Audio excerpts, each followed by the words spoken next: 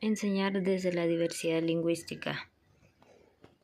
¿Qué es la lengua materna y la diversidad lingüística?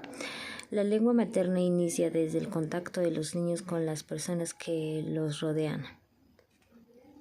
Es la enseñanza desde las características propias de las comunidades, prevaleciendo las prácticas sociales que permiten la representación y construcción de su cultura.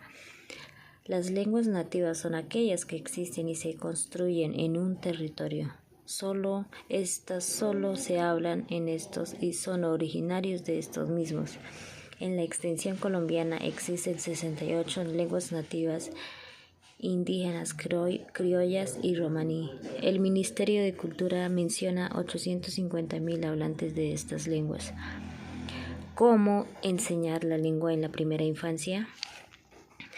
Enseñar desde la lengua en la que se comunica la comunidad, dado a su tradición e historia cultural, la lengua de primer contacto como idioma oficial, el proceso de aprender desarrolla con ella. Por lo contrario, insistir a desprender de su lengua a una nueva. Es importante reforzar y fortalecer la lengua materna a través de la enseñanza, aprendizaje, sin dejar atrás el oral y la escritura como un componente fundamental de la identidad.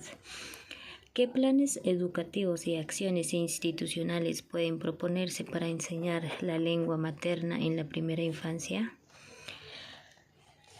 Los docentes como educadores tienen la responsabilidad de conocer el bagaje cultural y lingüístico de su país, para reconocer las lenguas como transmisoras de saberes que muchas veces no se pueden comunicar en otras lenguas y por ende difiere de la cosmovisión de los sujetos.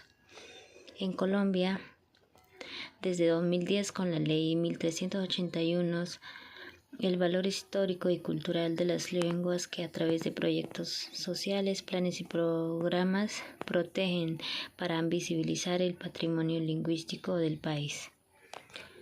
¿Cuál es la relevancia y pertinencia de la cotidianidad en la enseñanza de la lengua materna? El proceso de preservación de las lenguas indígenas en Colombia debe partir desde el trabajo comunitario, familia, escuela y sociedad, en los que el respaldo por las prácticas culturales del hogar se vea reproducido en la escuela.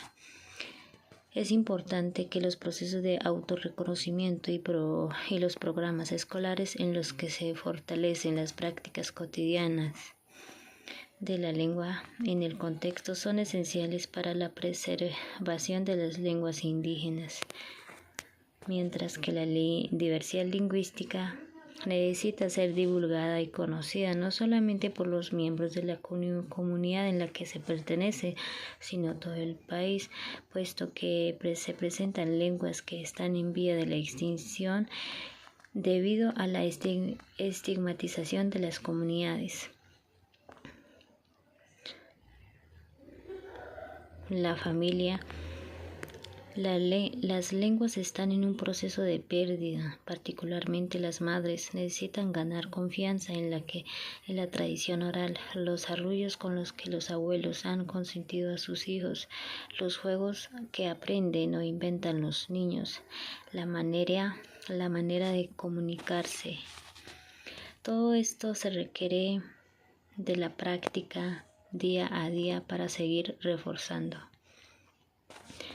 En la escuela, el docente es responsable de pensar los procesos asociados al lenguaje, la palabra, la escritura, la literatura y la escucha.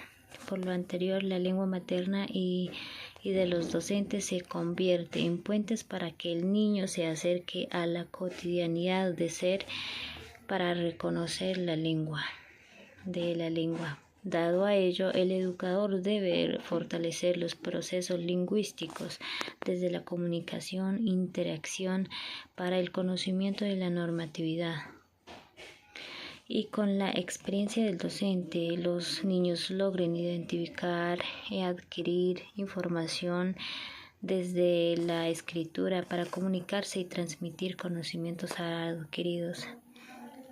El niño inicia El proceso de adquisición de la escritura. Él debe darse priorizando el acto comunicativo antes que la enseñanza de la escritura fragmentada y aislada del contexto. Todo esto debe en base al educador.